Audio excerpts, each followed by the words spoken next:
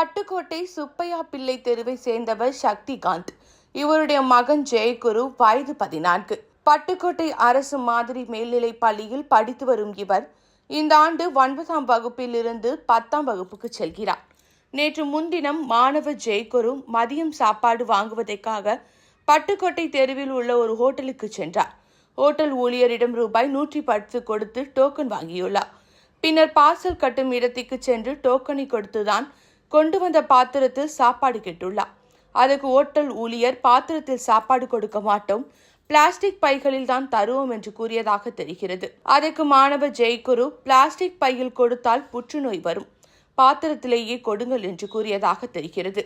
இதை பார்த்த ஹோட்டல் ஊழியர் மாணவர் ஜெயகுருவிடமிருந்து டோக்கனை வாங்கிக் கொண்டு பாத்திரத்தில் சாப்பாடு தர மறுத்துள்ளார்.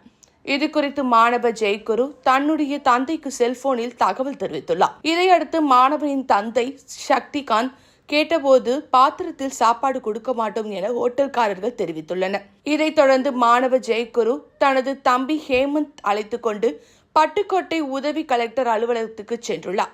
இதை அடுத்து உதவி கலெக்டர் அலுவலகம் முன்பு பகல் 1:30 மணியிலிருந்து 2 மணி வரை தர்ணா போராட்டத்தில் ஈடுபட்டுள்ளார். பின்னர் உதவி கலெக்டர் நேர்முக உதவியாளர் தர்ணிகாவிடம் பிளாஸ்டிக்கை ஒழிக்க வேண்டும், பிளாஸ்டிக் பைகள் பயன்படுத்தும் ஓட்டல்கள் மீது நடவடிக்கை எடுக்க வேண்டும் என்று வலியுறுத்தி கோரிக்கை மனு அளித்துள்ளனர்.